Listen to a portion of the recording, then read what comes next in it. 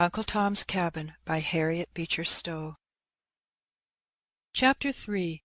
The Husband and Father. Mrs. Shelby had gone on her visit, and Eliza stood on the verandah, rather dejectedly looking after the retreating carriage, when a hand was laid on her shoulder. She turned, and a bright smile lighted up her fine eyes. "George, is it you? How you frightened me! Well, I am so glad you's come. Missus is gone to spend the afternoon, so come into my little room, and we'll have the time all to ourselves." Saying this, she drew him into a neat little apartment opening on the verandah, where she generally sat at her sewing within call of her mistress. "How glad I am! Why don't you smile? And look at Harry, how he grows!" The boy stood shyly regarding his father through his curls, holding close to the skirts of his mother's dress. "Isn't he beautiful?" said Eliza, lifting his long curls and kissing him. "I wish he'd never been born," said George bitterly. "I wish I'd never been born myself." Surprised and frightened, Eliza sat down, leaned her head on her husband's shoulder, and burst into tears. "There now, Eliza, it's too bad for me to make you feel so, poor girl," said he fondly. "It's too bad. Oh, how I wish you never had seen me! You might have been happy." "George, George, how can you talk so?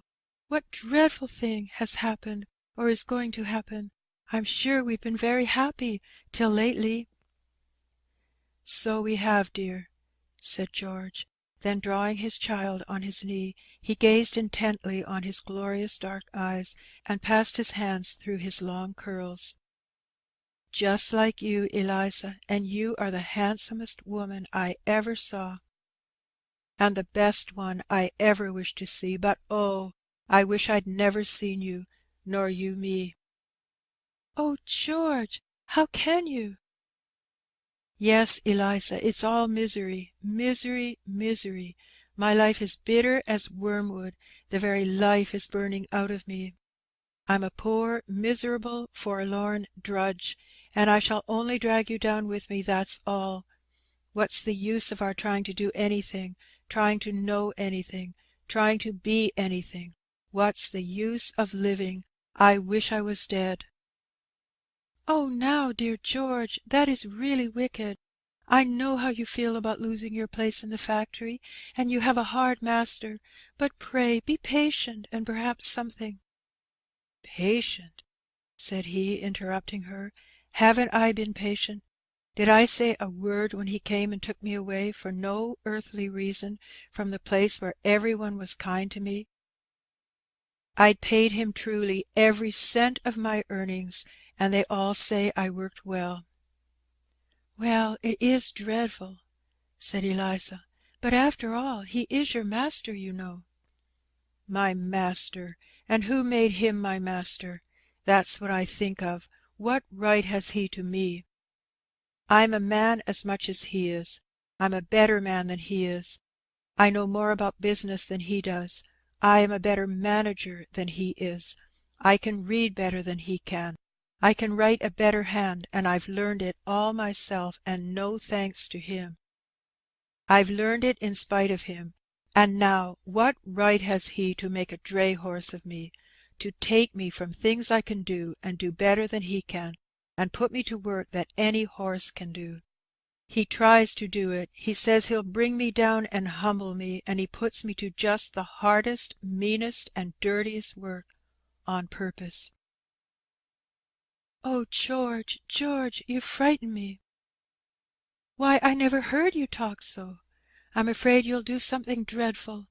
I don't wonder at your feelings at all, but oh, do be careful, do, for my sake, for Harry's." "I have been careful, and I have been patient, but it's growing worse and worse. Flesh and blood can't bear it any longer. Every chance he can get to insult and torment me, he takes. I thought I could do my work well, and keep on quiet, and have some time to read and learn out of work hours, but the more he sees I can do, the more he loads on. He says that though I don't say anything, he sees I've got the devil in me, and he means to bring it out, and one of these days it will come out in a way that he won't like, or I'm mistaken." "Oh, dear, what shall we do?" said Eliza, mournfully. "It was only yesterday," said George, "as I was busy loading stones into a cart, that young Master Tom stood there slashing his whip so near the horse that the creature was frightened. I asked him to stop as pleasant as I could. He just kept right on. I begged him again, and then he turned on me and began striking me. I held his hand, and then he screamed and kicked and ran to his father, and told him that I was fighting him. He came in a rage and said he'd teach me who was my master, and he tied me to a tree and cut switches for young master, and told him that he might whip me till he was tired, and he did do it, if I don't make him remember it some time." And the brow of the young man grew dark, and his eyes burned with an expression that made his young wife tremble. "Who made this man my master? That's what I want to know," he said. "Well," said Eliza mournfully, "I always thought that I must obey my master and mistress, or I couldn't be a Christian." "There is some sense in it in your case. They have brought you up like a child, fed you, clothed you, indulged you, and taught you, so that you have a good education. That is some reason why they should claim you. But I have been kicked and cuffed and sworn at, and at the best only let alone, and what do I owe? I've paid for all my keeping 100 times over. I won't bear it, no, I won't," he said, clenching his hand with a fierce frown. Eliza trembled and was silent. She had never seen her husband in this mood before, and her gentle system of ethics seemed to bend like a reed in the surges of such passions.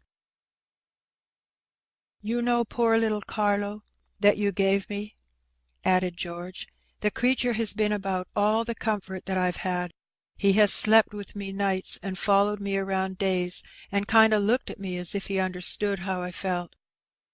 Well, the other day I was just feeding him with a few old scraps I picked up by the kitchen door, and Mas'r came along and said I was feeding him up at his expense, and that he couldn't afford to have every nigger keeping his dog, and ordered me to tie a stone to his neck and throw him in the pond." "Oh, George, you didn't do it?" "Do it? Not I, but he did. Mas'r and Tom pelted the poor drowning creature with stones. Poor thing! He looked at me so mournful, as if he wondered why I didn't save him. I had to take a flogging because I wouldn't do it myself. I don't care. Mas'r will find out that I'm one that whipping won't tame. My day will come yet, if he don't look out." "What are you going to do? Oh, George, don't do anything wicked. If you only trust in God and try to do right, He'll deliver you." "I ain't a Christian like you, Eliza. My heart's full of bitterness. I can't trust in God. Why does He let things be so?" "Oh, George, we must have faith. Mistress says that when all things go wrong to us, we must believe that God is doing the very best." "That's easy to say for people that are sitting on their sofas and riding in their carriages, but let 'em be where I am, I guess it would come some harder. I wish I could be good, but my heart burns and can't be reconciled anyhow. You couldn't be in my place. You can't now, if I tell you all I've got to say. You don't know the whole yet." "What can be coming now?" "Well, lately, Mas'r has been saying that he was a fool to let me marry off the place, that he hates Mr. Shelby and all his tribe because they are proud and hold their heads up above him, and that I've got proud notions from you, and he says he won't let me come here any more, and that I shall take a wife and settle down on his place. At first he only scolded and grumbled these things, but yesterday he told me that I should take Minna for a wife, and settle down in a cabin with her, or he would sell me down river." "Why, but you were married to me by the minister as much as if you'd been a white man." said Eliza simply. "Don't you know a slave can't be married? There is no law in this country for that. I can't hold you for my wife if he chooses to part us. That's why I wish I'd never seen you, why I wish I'd never been born. It would have been better for us both. It would have been better for this poor child if he had never been born. All this may happen to him yet." "Oh, but master is so kind." "Yes, but who knows? He may die, and then he may be sold to nobody knows who. What pleasure is it that he is handsome and smart and bright? I tell you, Eliza, that a sword will pierce through your soul for every good and pleasant thing your child is or has. It will make him worth too much for you to keep." The words smote heavily on Eliza's heart. The vision of the traitor came before her eyes, and as if some one had struck her a deadly blow, she turned pale and gasped for breath. She looked nervously out on the verandah, where the boy, tired of the grave conversation, had retired, and where he was riding triumphantly up and down on Mr. Shelby's walking stick. She would have spoken to tell her husband her fears, but checked herself. "No, no, he has enough to bear, poor fellow," she thought. "No, I won't tell him. Besides, it ain't true. Missus never deceives us." "So, Eliza, my girl," said the husband mournfully, "bear up now, and good-bye, for I'm going." "Going, George? Going where?" "To Canada," said he, straightening himself up, "and when I'm there I'll buy you. That's all the hope that's left us. You have a kind master that won't refuse to sell you. I'll buy you and the boy. God helping me, I will." "Oh, dreadful, if you should be taken!" "I won't be taken, Eliza. I'll die first. I'll be free or I'll die." "You won't kill yourself?" "No need of that. They will kill me fast enough. They never will get me down the river alive." "Oh, George, for my sake, do be careful. Don't do anything wicked. Don't lay hands on yourself or anybody else. You are tempted too much, too much. But don't. Go you must, but go carefully, prudently. Pray God to help you." "Well then, Eliza, hear my plan. Master took it into his head to send me right by here with a note to Mr. Sims, that lives a mile past. I believe he expected I should come here to tell you what I have. It would please him if he thought it would aggravate Shelby's folks, as he calls 'em. I'm going home quite resigned, you understand, as if all was over. I've got some preparations made, and there are those that will help me, and in the course of a week or so I shall be among the missing some day. Pray for me, Eliza. Perhaps the good Lord will hear you." "Oh, pray yourself, George, and go trusting in Him. Then you won't do anything wicked." "Well now, good-bye," said George, holding Eliza's hands and gazing into her eyes without moving. They stood silent. Then there were last words and sobs and bitter weeping, such parting as those may make whose hope to meet again is at the spider's web, and the husband and wife were parted. Chapter 4. An evening in Uncle Tom's cabin. The cabin of Uncle Tom was a small log building, close adjoining to the house, as the negro par excellence designates his master's dwelling. In front it had a neat garden patch, where, every summer, strawberries, raspberries, and a variety of fruits and vegetables flourished under careful tending. The whole front of it was covered by a large scarlet bignonia and a native multiflora rose, which, in twisting and interlacing, left scarce a vestige of the rough logs to be seen. Here also, in summer, various brilliant annuals, such as marigolds, petunias, 4 o'clocks, found an indulgent corner in which to unfold their splendours, and were the delight and pride of Aunt Chloe's heart. Let us enter the dwelling. The evening meal at the house is over, and Aunt Chloe, who presided over its preparation as head cook, has left to inferior officers in the kitchen the business of clearing away and washing dishes, and come out into her own snug territories, to get her old man's supper. Therefore, doubt not that it is her you see by the fire, presiding with anxious interest over certain frizzling items in a stewpan, and anon, with grave consideration, lifting the cover of a bake kettle, from whence steam forth indubitable intimations of something good. A round, black, shining face is hers, so glossy as to suggest the idea that she might have been washed over with white of eggs, like one of her own tea rusks.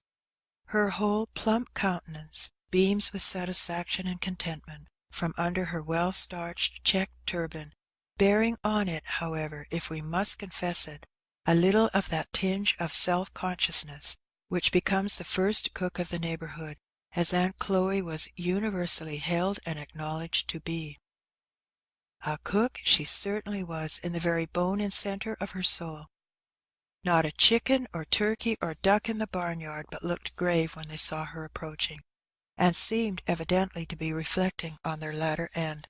And certainly it was that she was always meditating on trussing, stuffing, and roasting, to a degree that was calculated to inspire terror in any reflecting fowl living.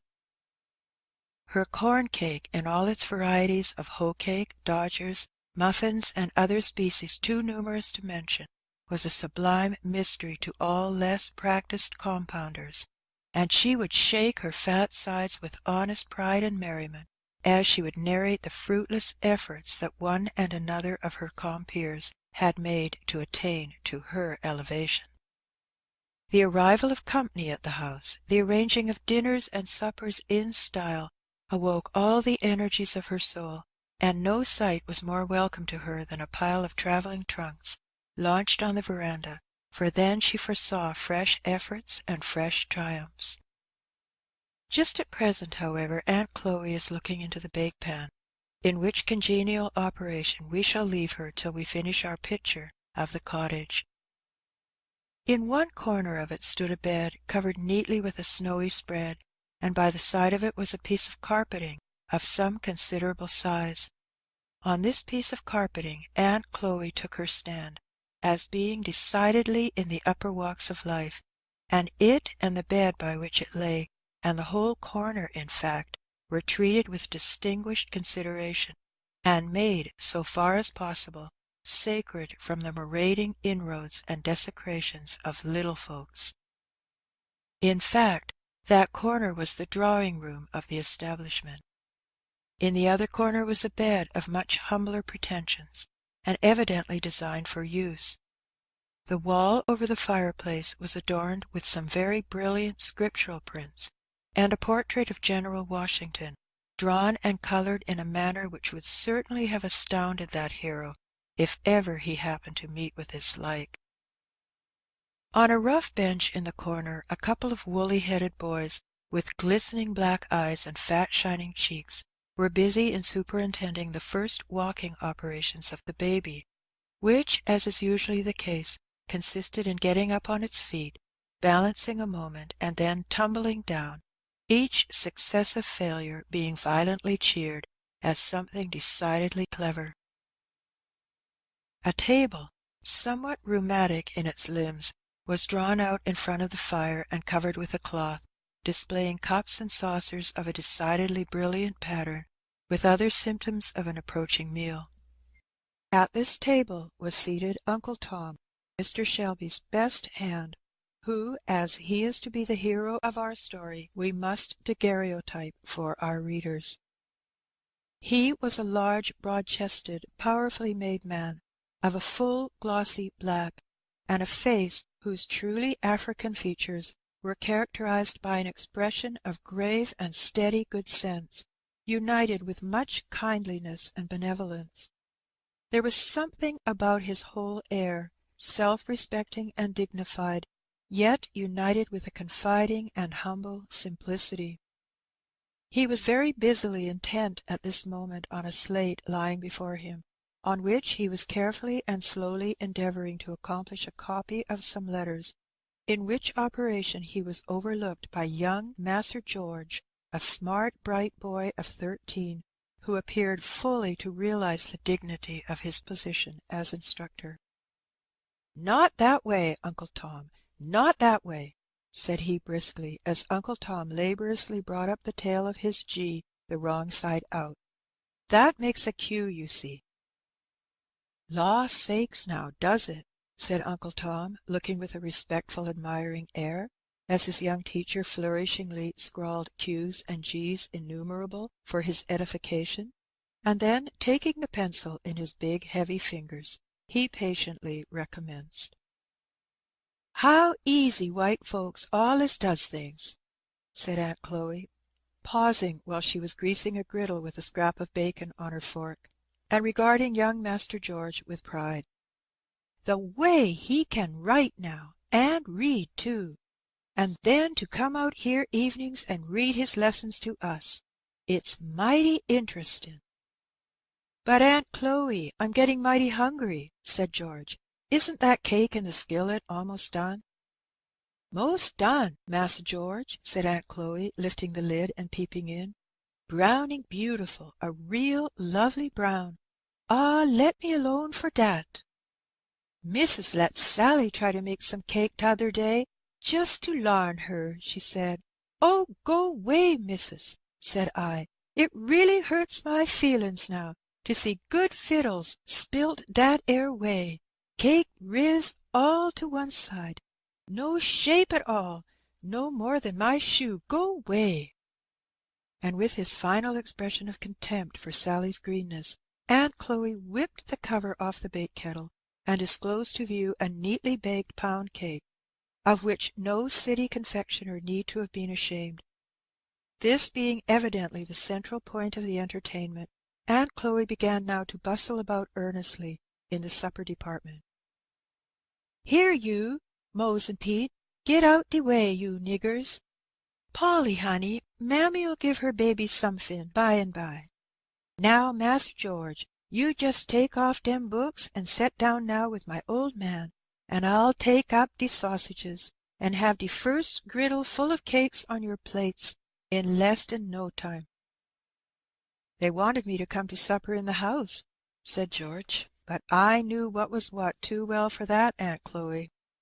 "So you did, honey," said Aunt Chloe, heaping the smoking batter cakes on his plate. "You knowed your old auntie'd keep the best for you. Oh, let you alone for dat. Go 'way."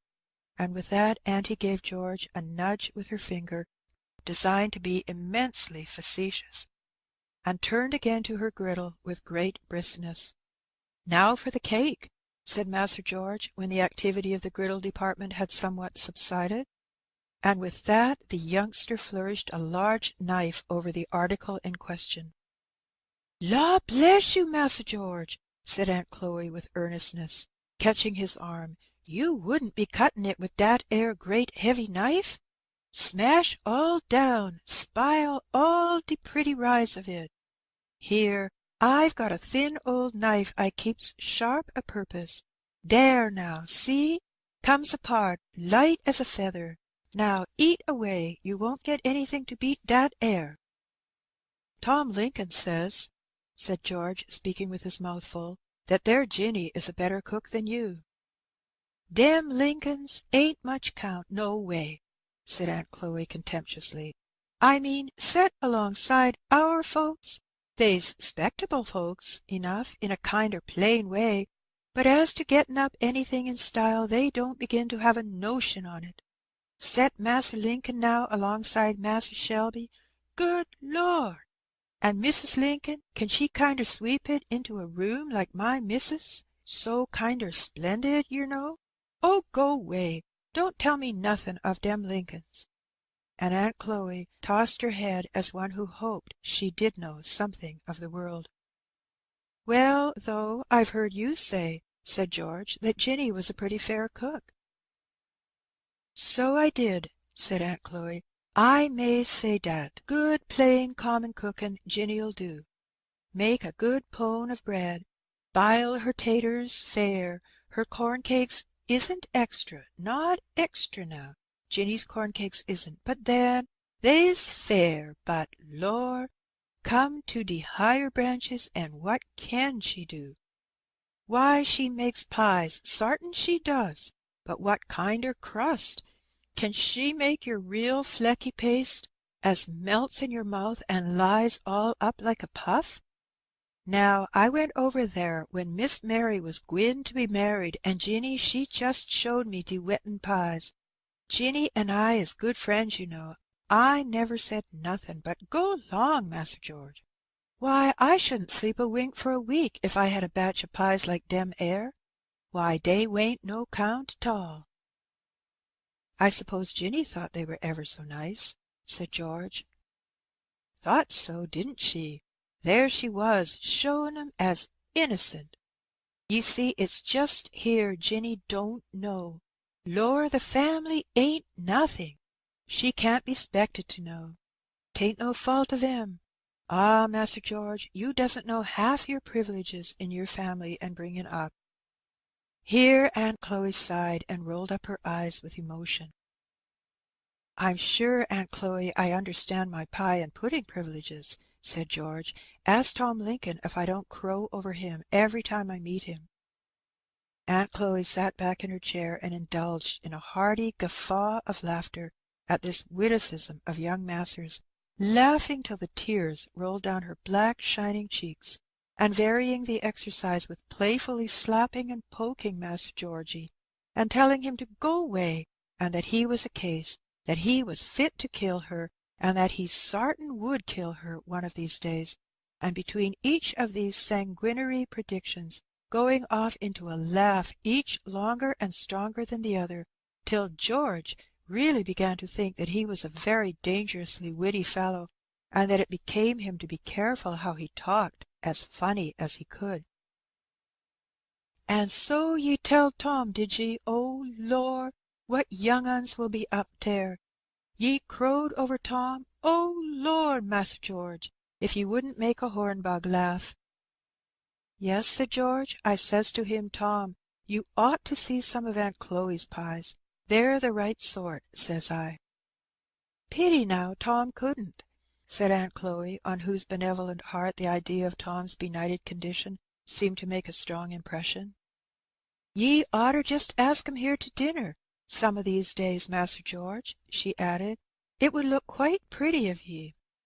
You know, Master George, ye oughtn't feel above nobody on 'count your privileges, 'cause all our privileges is gin to us. We ought allays to 'member that," said Aunt Chloe, looking quite serious. "Well, I mean to ask Tom here some day next week," said George, "and you do your prettiest, Aunt Chloe, and we'll make him stare. Won't we make him eat so he won't get over it for a fortnight?" "Yes, yes, sartin," said Aunt Chloe, delighted. "You'll see. Lor, to think of some of our dinners! Yer mind dat 'ere great chicken pie I made when we guv de dinner to General Knox? I and Missus, we come pretty near quarrelling over dat 'ere crust. What does get into ladies sometimes, I don't know, but sometimes when a body has de heaviest kind of 'sponsibility on them, as ye may say, and is all kinder ser'ous and taken up, dey takes dat 'ere time to be hanging round and kinder interferin'. Now, Missus, she wanted me to do it dis way, and she wanted me to do it dat way, and finally I got kinder sarsy, and says I, 'Now, Missus, do just look at them beautiful white hands o' yourn, with long fingers, and all a sparkling with rings, like my white lilies when de dew's on 'em, and look at my great black stumpin' hands. Now, don't ye think dat de Lord must have meant me to make de pie crust, and you to stay in de parlour?' Dere, I was just so sarsy, Mass George." "And what did mother say?" said George. "Say? Why, she kinder larfed in her eyes, dem great handsome eyes o' her'n, and says she, 'Well, Aunt Chloe, I think you are about in the right on't,' says she, and she went off to de parlour. She oughter cracked me over de head for being so sarsy, but dere's where it is. I can't do nothin' with ladies in de kitchen." "Well, you made out well with that dinner. I remember everybody said so," said George. didn't I? And wa'n't I behind de dining-room door dat berry day? And didn't I see de General pass his plate 3 times for some more dat berry pie? And, says he, you must have an uncommon cook, Mrs. Shelby. Lor, I was fit to split myself." "And de General, he knows what cooking is," said Aunt Chloe, drawing herself up with an air. "Berry nice man, de General. He comes of one of de berry fustest families in old Virginny. He knows what's what now as well as I do, de General. You see, there's pints in all pies, Mas'r George, but 'tain't everybody knows what they is, or as orter be. But the Gineral, he knows. I knew by his marks he made. Yes, he knows what de pints is." By this time Master George had arrived at that pass to which every boy can come under uncommon circumstances when he really could not eat another morsel, and therefore he was at leisure to notice the pile of woolly heads and glistening eyes which were regarding their operations hungrily from the opposite corner. "Here, you, Mose Pete," he said, breaking off liberal bits and throwing it at them. "You want some too, don't you? Come, Aunt Chloe, bake them some cakes." And George and Tom moved to a comfortable seat in the chimney corner, while Aunt Chloe, after baking a goodly pile of cakes, took her baby in her lap and began alternately filling its mouth and her own, and distributing to Mose and Pete, who seemed rather to prefer eating theirs as they rolled about on the floor under the table, tickling each other and occasionally pulling the baby's toes. "Oh, go 'long, will ye?" said the mother, giving now and then a kick, in a kind of general way, under the table, when the movement became too obstreperous. "Can't ye be decent when white folks come to see ye? Stop dat 'ere now, will ye? Better mind yourselves, or I'll take ye down a button-hole lower when Massa George is gone." What meaning was couched under this terrible threat it is difficult to say, but certain it is that its awful indistinctness seemed to produce very little impression on the young sinners addressed. "Law, now," said Uncle Tom, "they are so full of tickle all the while, they can't behave theirselves." Here the boys emerged from under the table, and with hands and face well plastered with molasses, began a vigorous kissing of the baby. "Get along wid ye," said the mother, pushing away their woolly heads. "You'll all stick together and never get clear if you do dat fashion. Go 'long to de spring and wash yourselves," she said, seconding her exhortations by a slap which resounded very formidably, but which seemed only to knock out so much more laugh from the young ones, as they tumbled precipitately over each other out of doors, where they fairly screamed with merriment. "Did you ever see such aggravating young uns?" said Aunt Chloe, rather complacently, as, producing an old towel, kept for such emergencies, she poured a little water out of the cracked teapot on it, and began rubbing off the molasses from the baby's face and hands. And having polished her till she shone, she set her down in Tom's lap while she busied herself in clearing away supper. The baby employed the intervals in pulling Tom's nose, scratching his face, and burying her fat hands in his woolly hair, which last operation seemed to afford her special content. "Ain't she a pert young un?" said Tom, holding her from him to take a full-length view. Then, getting up, he set her on his broad shoulder, and began capering and dancing with her, while Mas'r George snapped at her with his pocket-handkerchief, and Mose and Pete, now returned again, roared after her like bears, till Aunt Chloe declared that they fairly took her head off with their noise, as, according to her own statement, this surgical operation was a matter of daily occurrence in the cabin. The declaration no whit abated the merriment till every one had roared and tumbled and danced themselves down to a state of composure. "Well, now, I hopes you're done," said Aunt Chloe, who had been busy in pulling out a rude box of trundle bed. "And now you, Mose, and you, Pete, get into there, for we's goin' to have the meetin'." "Oh, mother, we don't want ter. We wants to sit up to meetin'. Meetin's is so cur'ous. We likes 'em." "La, Aunt Chloe, shove it under, and let 'em sit up," said Master George decisively, giving a push to the rude machine. Aunt Chloe, having thus saved appearances, seemed highly delighted to push the thing under, saying, as she did so, "Well, maybe 'twill do 'em some good." The House now resolved itself into a committee of the whole to consider the accommodations and arrangements for the meeting. "What we's to do for cheers, now, I declare I don't know," said Aunt Chloe. As the meeting had been held at Uncle Tom's Weekly for an indefinite length of time without any more cheers, there seemed to be some encouragement to hope that a way would be discovered at present. "Old Uncle Peter sung both de legs out of dat oldest cheer last week," suggested Mose. "You go along, I'll bound you pulled 'em out." "Some o' your shines," said Aunt Chloe. "Well, it'll stand if it only keeps jam up agin de wall," said Mose. "Den Uncle Peter mustn't sit on it, 'cause he allers hitches when he gets a singin'. He hitched pretty nigh across the room t'other night," said Pete. "Good Lord, get him in it then," said Mose, "and den he'd begin, 'Come, saints and sinners, hear me tell,' and den down he'd go." And Mose imitated precisely the nasal tones of the old man, tumbling on the floor to illustrate the supposed catastrophe. "Come now, be decent, can't ye?" said Aunt Chloe. "Ain't yer 'shamed?" Master George, however, joined the offender in the laugh, and declared decidedly that Mose was a buster. So the maternal admonition seemed rather to fail of effect. "Well, old man," said Aunt Chloe, "you'll have to tote in them 'ere barrels." "Mother's barrels is like dat 'ere widder's Master George was reading 'bout in de good book. Dey never fails," said Mose aside to Peter.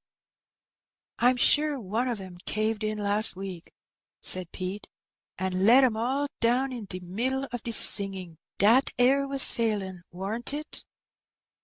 During this aside between Mose and Pete, 2 empty casks had been rolled into the cabin, and being secured from rolling by stones on each side, boards were laid across them, which arrangement, together with the turning down of certain tubs and pails, and the disposing of the rickety chairs, at last completed the preparation.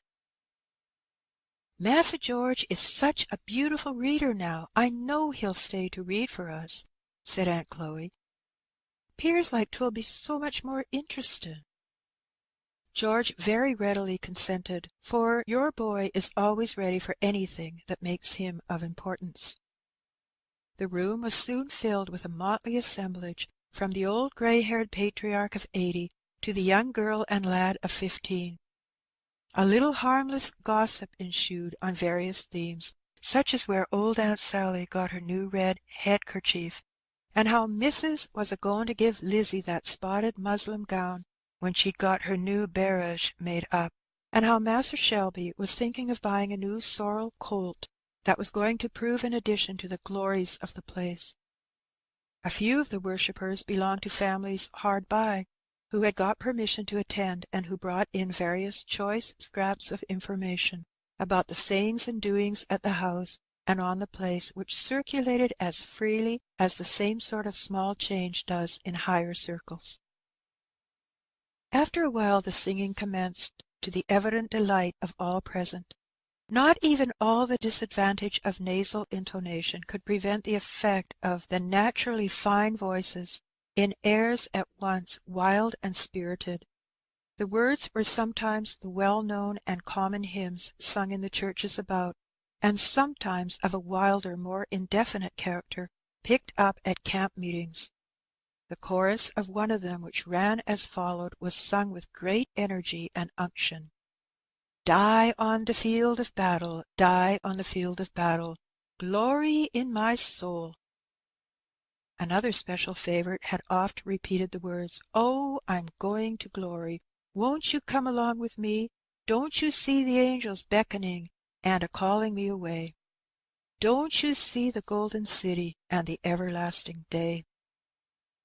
There were others which made incessant mention of Jordan's banks and Canaan's fields, and the New Jerusalem, for the negro mind, impassioned and imaginative, always attaches itself to hymns and expressions of a vivid and pictorial nature, and as they sung, some laughed and some cried, and some clapped hands or shook hands rejoicingly with each other, as if they had fairly gained the other side of the river.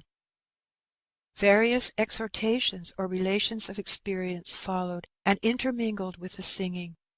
One old grey-haired woman, long past work, but much revered as a sort of chronicle of the past, rose and, leaning on her staff, said, "Well, chillen, well, I'm mighty glad to hear ye all and see ye all once more, 'cause I don't know when I'll be gone to glory, but I've done got ready, chillen. 'Pears like I'd got my little bundle all tied up and my bonnet on, just a waitin' for the stage to come along and take me home. Sometimes in the night I think I hear the wheels a rattlin', and I'm lookin' out all the time. Now you just be ready too, for I tell ye all, chillen," she said, striking her staff hard on the floor, "dat 'ere glory is a mighty thing. It's a mighty thing, chillen. You don't know nothin' about it. It's wonderful."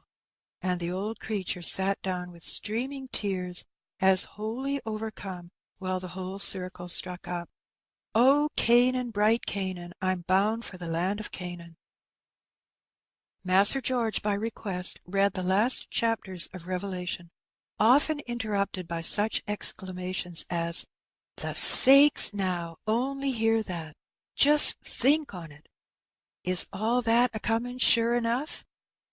George, who was a bright boy and well trained in religious things by his mother, finding himself an object of general admiration, threw in expositions of his own from time to time, with a commendable seriousness and gravity for which he was admired by the young and blessed by the old, and it was agreed on all hands that a minister couldn't lay it off better than he did, that 'twas really 'mazin'. Uncle Tom was a sort of patriarch in religious matters in the neighbourhood, having naturally an organization in which the morale was strongly predominant, together with a greater breadth and cultivation of mind than obtained among his companions. He was looked up to with great respect as a sort of minister among them, and the simple, hearty, sincere style of his exhortations might have edified even better educated persons. But it was in prayer that he especially excelled. Nothing could exceed the touching simplicity, the childlike earnestness of his prayers, enriched with the language of Scripture, which seemed so entirely to have wrought itself into his being as to have become a part of himself, and to drop from his lips unconsciously. In the language of a pious old negro, he prayed right up. And so much did his prayer always work on the devotional feelings of his audiences, that there seemed often a danger that it would be lost altogether in the abundance of the responses which broke out everywhere around him. While this scene was passing in the cabin of the man, one quite otherwise passed in the halls of the Master.